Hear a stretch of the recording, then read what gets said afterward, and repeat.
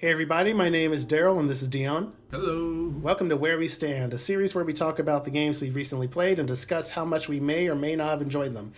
This is our second part to our Ghost of Tsushima Where We Stand. If you want to check out the first part where we talked about the story and the characters at length, mind you, then by all means, click on it, check out, go in the channel, find it.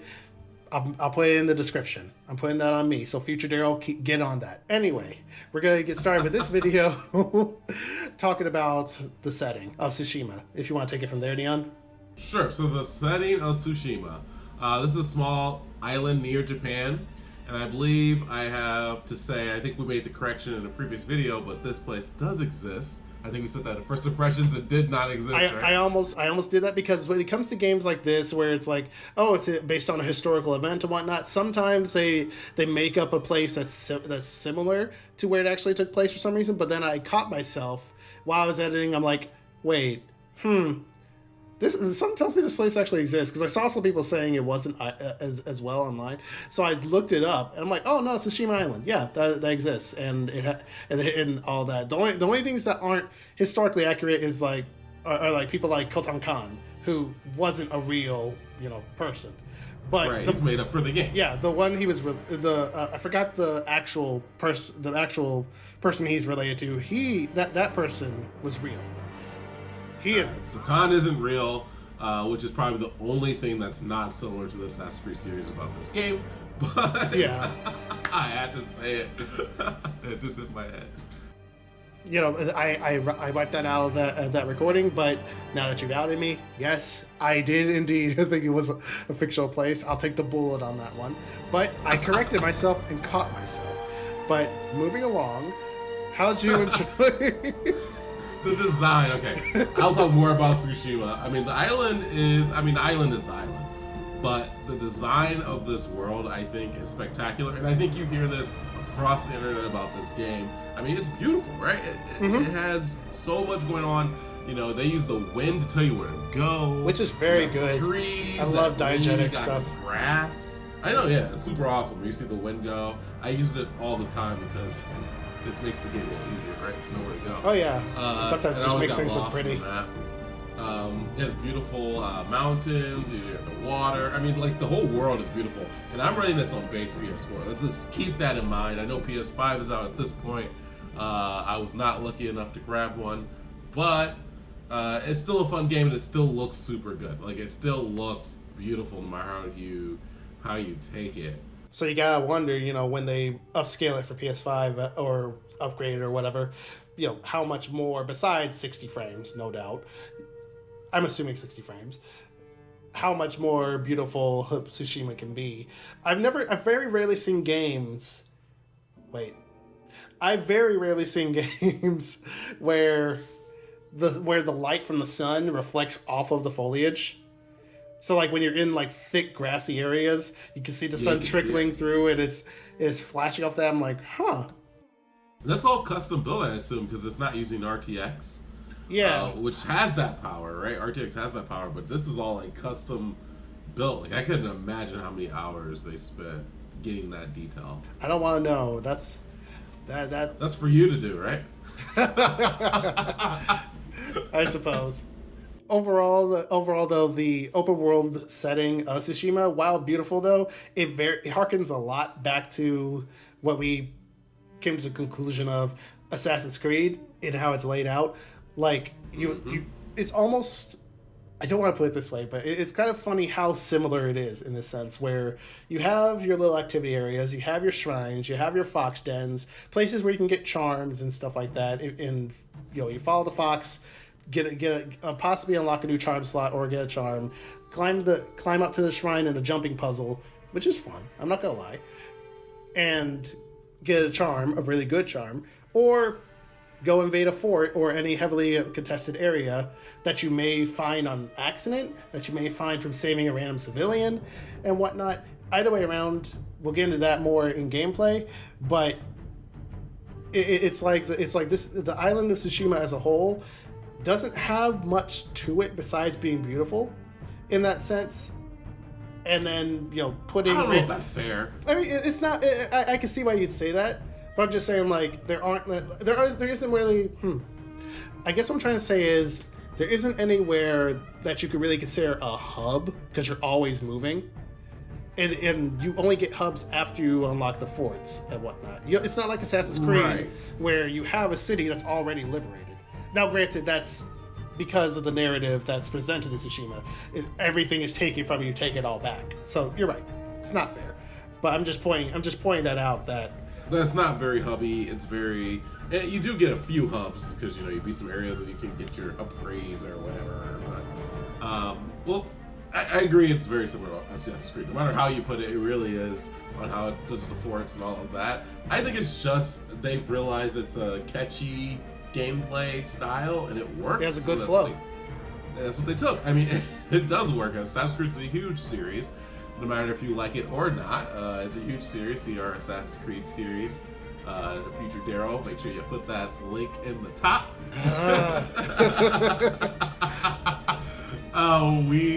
It's such a good.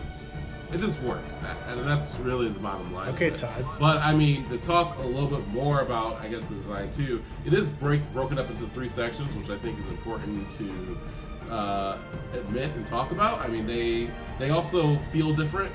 The 3 different sections. One, your last place. I know I'm going in the backwards order here, but the last one, very snowy, barren, distraught, and that's how you feel in the game too, which is crazy that it kind of connects like that. They're using that environmental storytelling. You have the middle, which is kind of, it reminds me of like classic Japan. I mean, it has like it has the fields and swamp areas, bamboo shoots going up to the top, that kind of stuff. It's very much where most of the battle took place. Right. That's how the second place feels, and then the first one feels like open almost. It really is like an open field in that first one. I mean, God, I can talk about the setting of this game forever, just because how they use environmental storytelling with the flowers. I think I want to go into gameplay, and then we'll come back to some of this because some of it is very good. So let's talk a little bit about getting around the world. Okay. Oh, I'm taking it from there. Okay. Oh my gosh, you must up the transition. You can fast travel from one place to another after you've unlocked certain areas of the map. Again, we discussed a little bit to some extent about when you destroy forts. You destroy some forts as for villages that were taken over, you liberate those. Either way around, you'll be able to teleport to one or the other. In fact, you can teleport to just about anything on the island. And that part really surprised me because I figured, it's only going to be the main hubs like the castles, the forts, and the islands. No, you can teleport to the Fox Den, whether you finish it or not. You can just teleport right there. You can teleport to that shrine. You just got to go past it or whatever, right? Yeah, that's all you have to do. And I'm thinking, that's super convenient. But I just thought that part was crazy. Jin, in general, runs very fast. I know we expressed this in our first impression video. You don't have to go back and watch that. This guy, marathon runner. Oh yeah, he gets tired, but for the time that he's sprinting, I'm thinking I'm outrunning my horse when I call it. It's trying to catch up to me.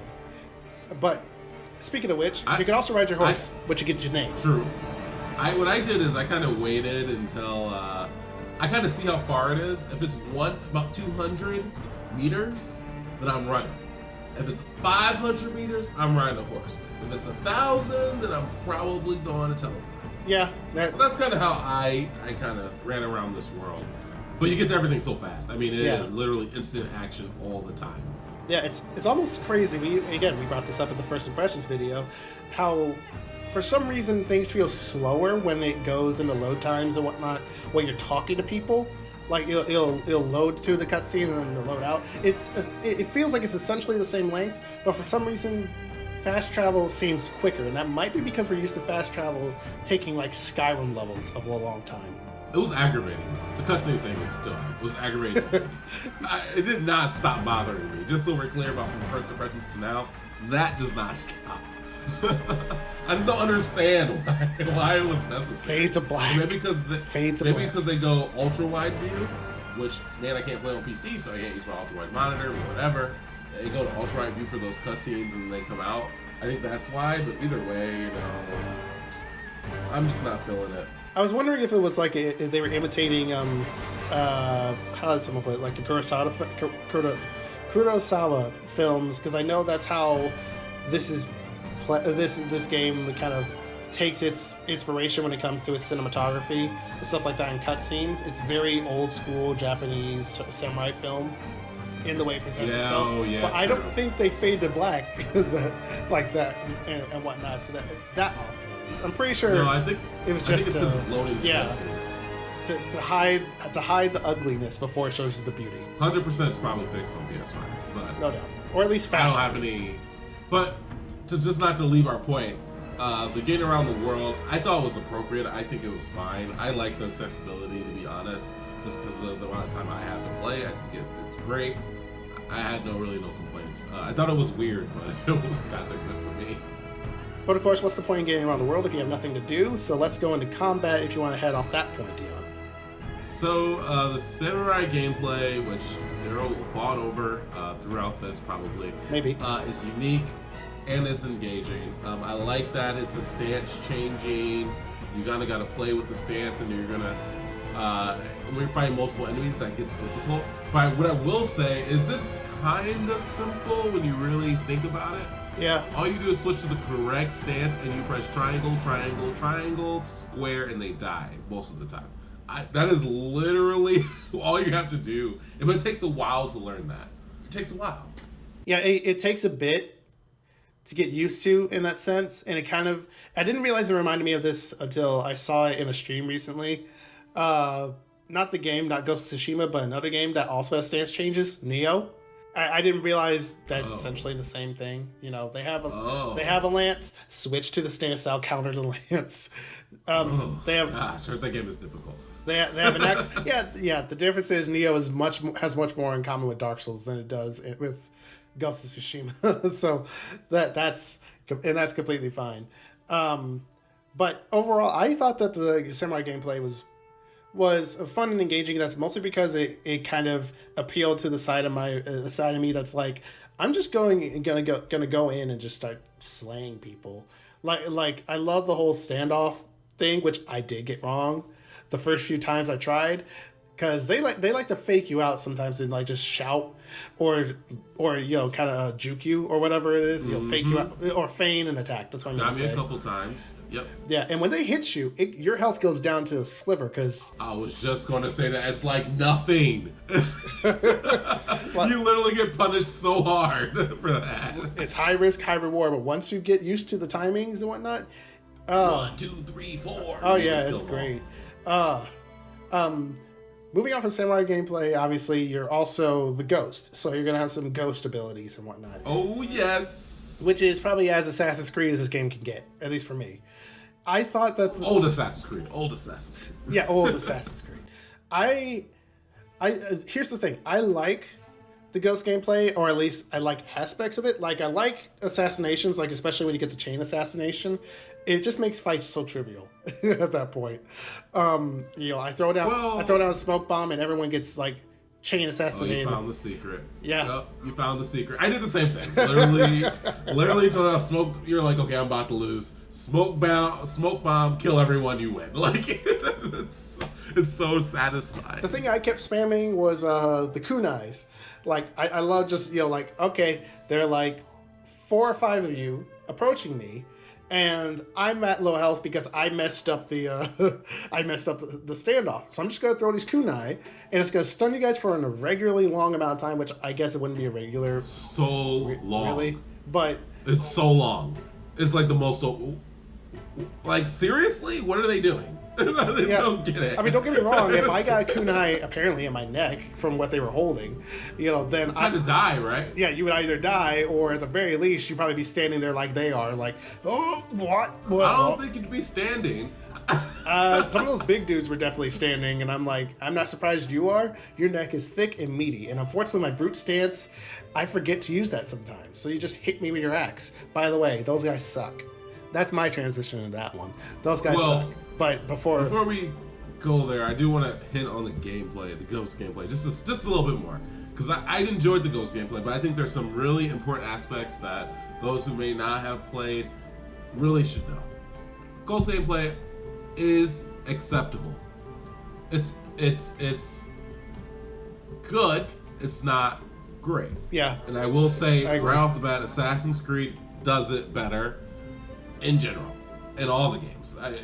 They're just more smoother. They've had more time to get around their edges, so that's why theirs is probably better. But it's still fun. The triple assassination is, I think, even though there's similar things and I think more recent Assassin's Creed, I think it's very unique to this game how it works. Mm-hmm. So I thought that part was good. The sneaking around is easy, not challenging, but going on like the houses and how you move through the world is a little different. It doesn't feel. Honestly, it doesn't feel as smooth, but it doesn't feel the same. That's what I was really wanting to go for. And I think that's important. Real quick, and I don't remember this as a ghost ability or a samurai ability or just something Jin just could do in general. So you know how games, especially these days, seem to not like it when you're not able to see enemies through walls? Jin has this ability where he can essentially detect people. I'm assuming it's like a samurai instinct or something like that. I can't remember. Yeah, it's the breathing. Yeah. He has that ability. It allows him, you can upgrade it further so you can see more people and whatnot, but you can essentially see people through walls. I went through the first 5 or 8 hours of the game. I essentially took the first area without realizing that that's a mechanic. Oh my god. What were you doing? I must have done it. Did you just forget? What happened was I did it once and I didn't see anything around me. I'm like, what? I don't see anything. It must be a really short range, so I just stopped using it. Oh my but for that reason, strangely enough, I had more fun because I was essentially playing Hitman at that point, or Hitman or grounded mode in Last of Us or whatever, where you can't see anything. So I had to rely on, okay, I hear someone shooting arrows over there. I hear sword clanging over here. I'm gonna climb on this roof. I see people there. But as soon as I realized that ability is a lot more useful, then the game went from being, okay, gotta think my steps through as a ghost, to I see you through the wall. I'm gonna climb over here and stab you. Wow. Okay. I mean, it's part of your progression, which I kind of want to talk about anyway, since you just brought me to this point. The gameplay does evolve with your progression, which I thought they did really well. Like, so you only can assassinate one target to assassinating 3. Be honest, I went for that right away because I already knew once standoff and assassination were there and you can kill 3 targets without doing anything. I was like, what the? Well, yeah, I'm gonna get that. What else do I get? So, it's it just evolved. Like, right, the way you approach the situation in the game changed the further you get. The more tools you get, the stances were a big deal. Like, and how you unlock those stances by killing the Mongol leaders. Mongol leaders. We'll talk about that in a bit. But that whole, how that all works and how you gain and become more of a ghost, and it was awesome. It was awesome, and then the armor that relates to that was awesome. The samurai ghost armor is the best armor in the game. Yeah, the ghost armor is the best. But the Ghost Clan armor is what I was rocking most of the time because I couldn't deny that when you max it out, the 30% resolve refund you get or whatever. Oh, the Ghost Clan. I don't know if I remember the Ghost Clan armor. Essentially, the ghost armor, if I remember correctly, added more damage to your melee attacks and made you either harder to detect or it refunded some resolve, or something like that if you were hidden or something like that. I don't recall. You talking about the Sakai armor? Yeah, well, yeah. Wait, no, not that one. I wasn't talking about the Sakai armor for that one. This armor is what you get a little after you unlock that one temple area in Act 1, where you get new armor after you essentially turn in your broken armor. The Samurai Clan armor? Yeah. Oh, I didn't use that. That's what I was rocking most of the time, and fights were trivial. Oh, I have to go Seku. We gotta talk about this in a minute because this is really important. So let's start talking about objectives, because this game, I think, cleverly uses objectives.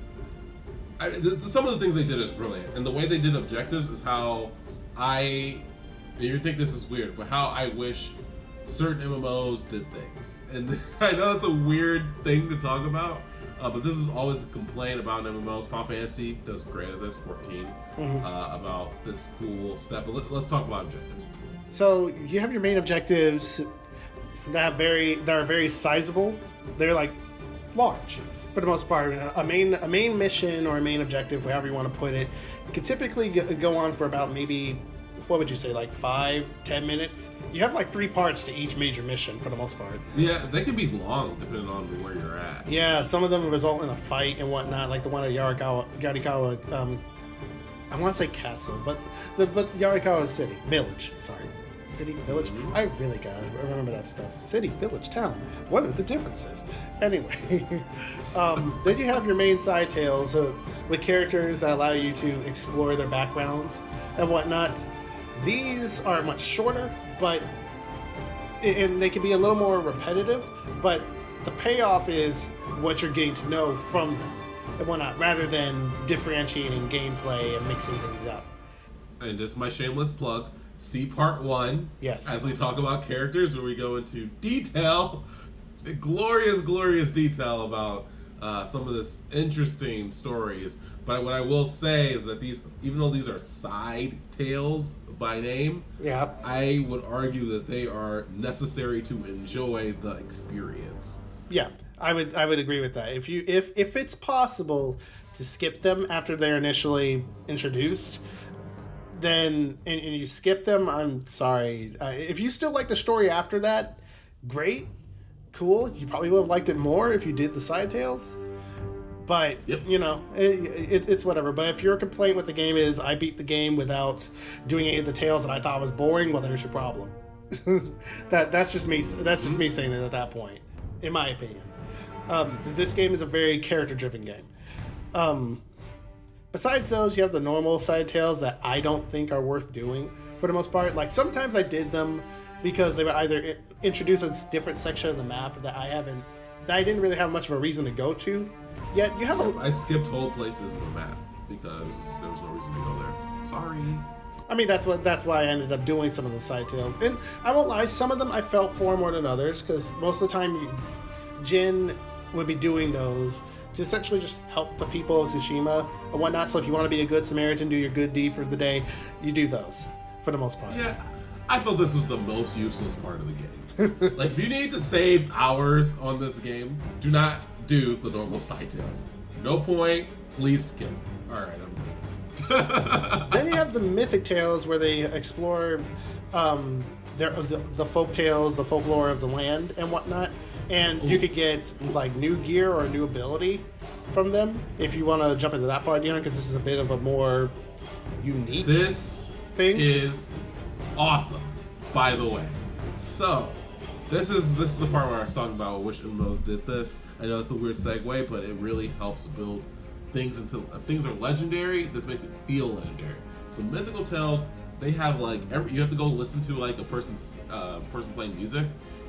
I forgot what they call them. I think they were just the musicians, the traveling musicians. Yeah, musicians. You're right, traveling musicians. You go there and you go sit down, and they tell you like this awesome story about a character wearing either some gear or a technique that they've done, and it's super cool. Like, you have this, it's like this whole folklore kind of look to it, and it plays the music and it talks about, and these are very interesting stories, by the way. Like, they're all interesting.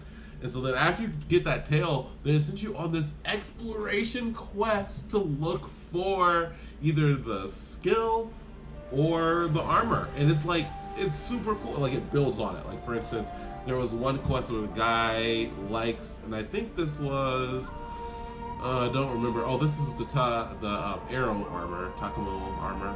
I don't remember the name. I know the one you're talking about. Tendori armor. Something like that. That armor, he likes these purple flowers, so you follow purple flowers in the quest to figure out where it is. And you have like these cool maps, and you look out in the world and try to find where the purple flowers is. That environmental storytelling and how they tie that in, oh, it's so good. Like, it's so good. And then there's like even skill quests. Like, for instance, one of the skill quests, it's the guy in the ancient Yakuzawa. Yakuzawa, is that it? I think that's it. Yakuzawa. Which one is this? It's like the lost ancient city, Yakuzawa. There's like it's the people you beat You have a big war there. It's one of the big fights in Act 2. I don't remember the name. I'm sorry. It's all good. I actually did only I think I only did 4 out of 5 tails, because by the time I had the 5th tail, I was already towards the end of the game. 4 out of 5. I did the same, and I regret not doing the 5th, but this one was, you're in the ancient, it's like the ancient city, that's what they call it, and you'd follow these smoke signals, because someone was following this I know ghost. the one you're talking about, yes. He was the ghost, and there was so you were following the fires, you were helping people, and you finally fight him, and this guy in white, and he's just kills you. Oh my, these Mythical Tales, gold mine. I think this was such a good idea. It's implemented so well. It's one of my favorite parts of the game. I literally fell in love with this piece. I was like, what? And it's side content. Why can't Assassin's Creed do this? What's going on? I couldn't tell you. Side content. I love the technique ones, because whenever Jin's fighting these people, I realized in the Heavenly Strike one, which by the way, that was a tricky fight. I died so many times in that fight because... Is that the first one or the second one? I think that's the very first one. The girl in white? Okay, no, this is the second one. Oh, first one. Yeah, that's the one where you press triangle and circle, right? Yeah, because he would use it off beat. Even when you're used to the rhythm of sword fighting in that game, he'll just use it mid combo, and I'm like, okay, how do I get around that without rolling backwards and whatnot, or getting sliced in the gut and possibly dying? It took me a bit, but it was so rewarding when I finished it, because I realized this is meant to be used off beat. It's the equivalent, if we're going off of your MMO examples, it's the equivalent of your main combo is your main rotation, and then the Heavenly Strike is your off global cooldown. It's super off too, because it's just just press it whenever. Essentially. Break their guard. Okay. I use it a lot in boss fights, as you probably. I have too. I don't blame you. But those tales, the Mythic Tales, were really fun for not only lore but just the folk tales and and whatnot. Moving along to the small side activities, you have. I kind of mentioned these earlier. They're kind of peppered around the map. These are things that you typically go to upgrade. Up your health, up your charm counts and whatnot. So you would find these hot springs around Tsushima and whatnot that you can go to, where Jin can recount on things that he's encountered on his travels and whatnot, and you'll get a minor or moderate, one of the two, stat boost. You could write haikus and whatnot, and haikus were actually pretty cool. I actually liked that system. I kept trying. Are you kidding me? I hated haikus. They don't rhyme. They're not fun. I just wish they didn't exist. I'm sorry. You don't have to apologize. I like haikus because I like poetry to that extent. So when I always found haikus interesting because I can never fully understand them. I understand how they work, but I don't know. Haikus are an acquired taste, and I thought I also didn't like haikus in general, so that also plays a role. That's fair. Right? Yeah. Biased. Then you had the Fox Den stuff, which the only thing that bothered me with the Fox Dens it wasn't the fact that you had to follow the fox, because typically the fox would not run that far and whatnot. It's the fact that you run faster than the fox does at full sprint. So you're kind of forced to jog to be like, okay, little buddy, I'm following you. Where'd you go? Everyone can't run a marathon, all right?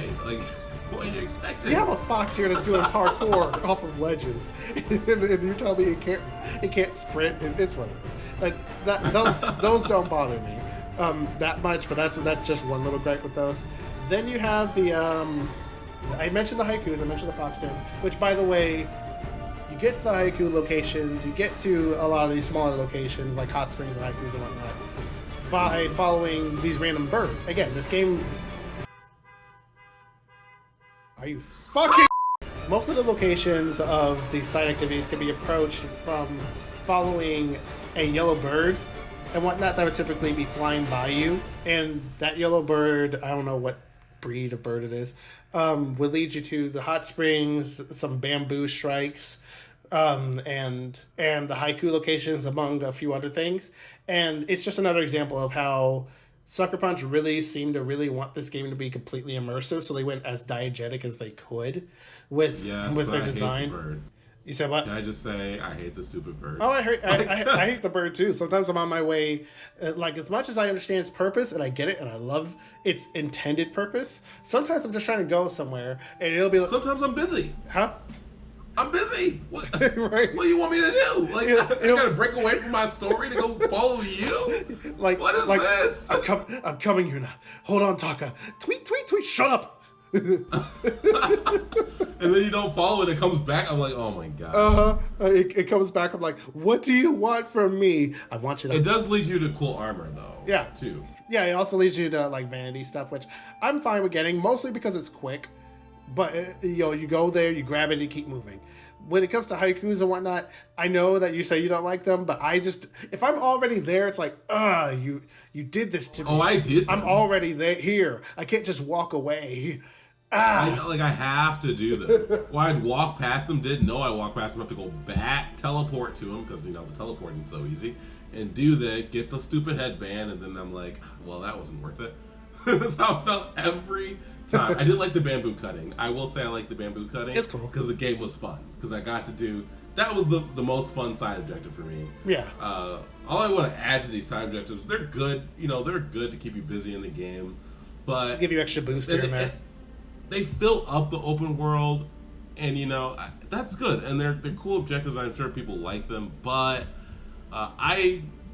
it's just not for me. I hate that we try to elongate these games by filling them up with trivial items, and that's what I didn't like about it. It does award you things, which was nice, valuable items, like the charms are valuable. The headbands, The boost, so the boost is to base stats. Yeah, the bamboo cuts, and you got the boost to resolve. That's freaking amazing. Mm-hmm. So there were good rewards. Oh, or going up the little tree, you didn't mention this one, but going to the shrines and climbing up the shrines. Those I did are mention cool. it, yeah. I actually like those as well. They just took too long, so I didn't do them. But I did like them. I did a few of them. There were some really cool ones towards like end of Act 2, early Act 3. There were some really cool ones to do, some really cool climate objectives. But they were, most of it was kind of just, there. Yeah, for the most part. One thing I know we didn't mention in the outline, I think we should talk about briefly, is the customization. I think that's kind of important to our gameplay. More or less.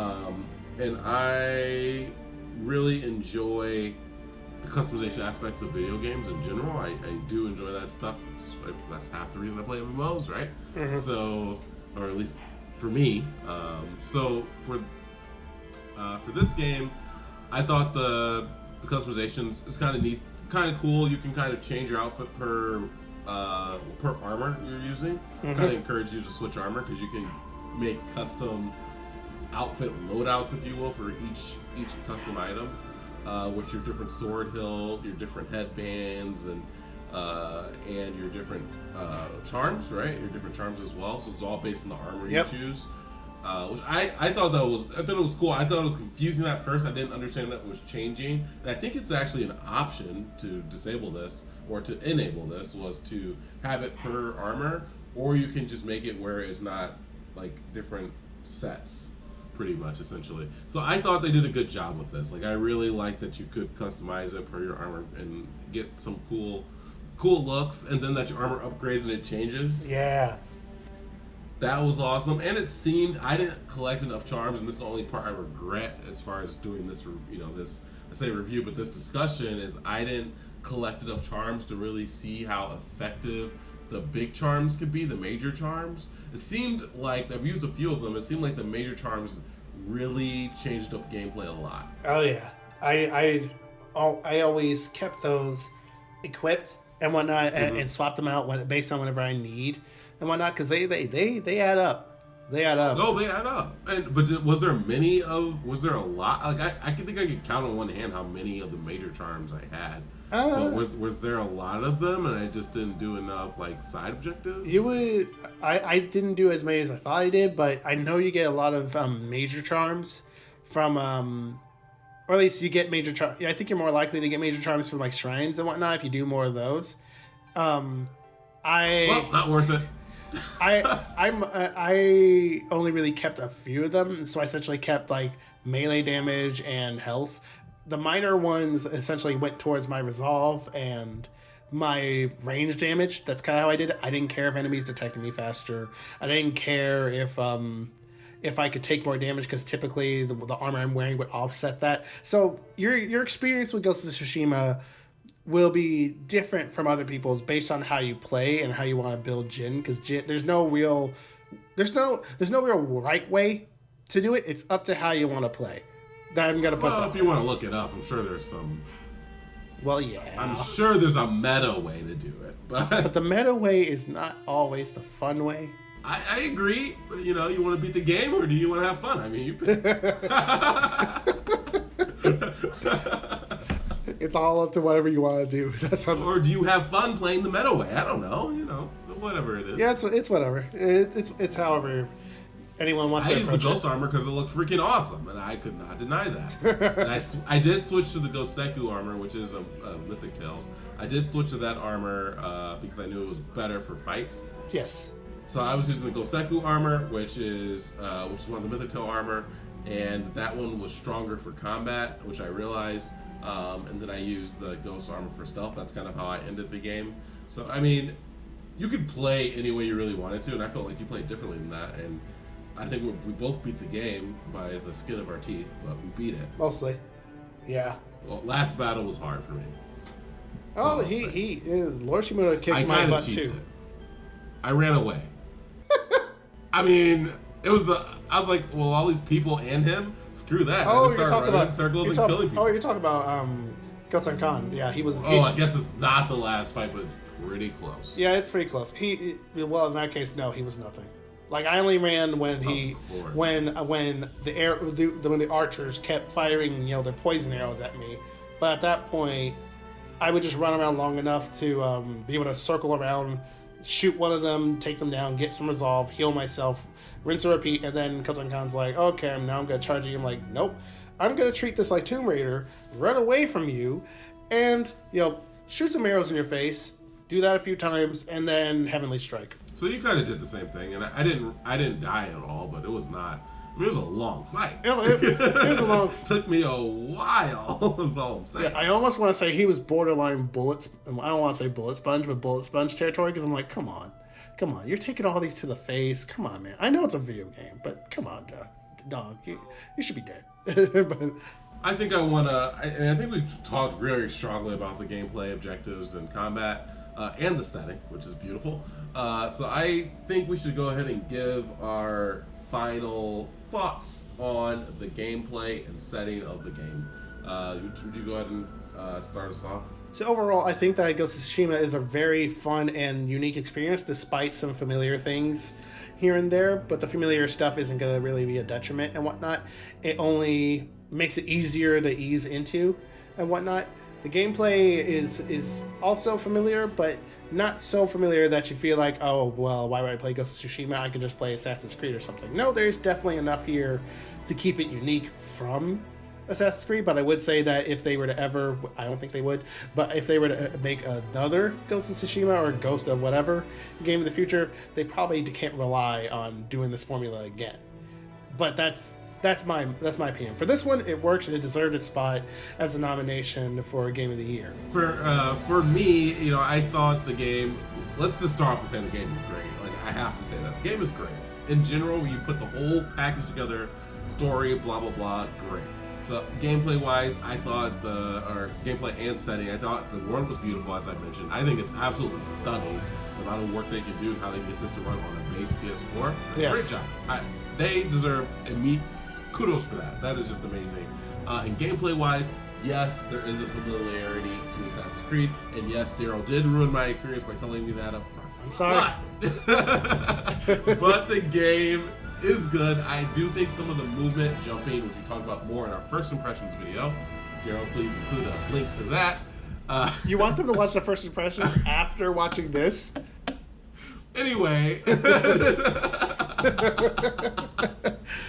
I just feel the game was good, even with the clunky movements that we talked about in our first impression. And the rest of the gameplay is so good. The way they did the objectives, the way they tied things into the environment so well, the Mythical Tales, which I think I've gone on far enough.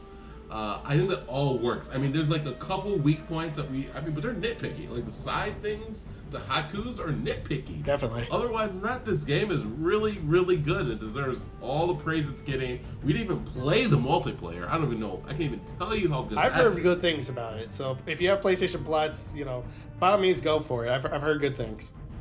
Yes, I mean, I'm sad that I will not be taking advantage of it. But if it was on PC, I would. But it's not on PC. It's on PlayStation. And I probably won't dig into the multiplayer, but it definitely makes me want to. And that is the key here. It's good enough where it makes you want to play this game. It's worth having a PS4 for it.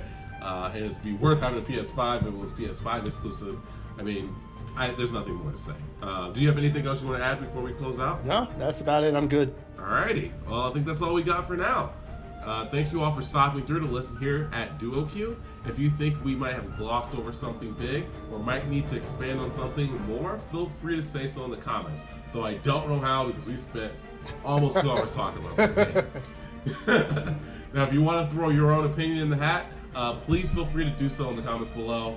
But until then, we're waiting for a party or searching for a lobby. Feel free to tune in again while you wait. See ya. Later, guys.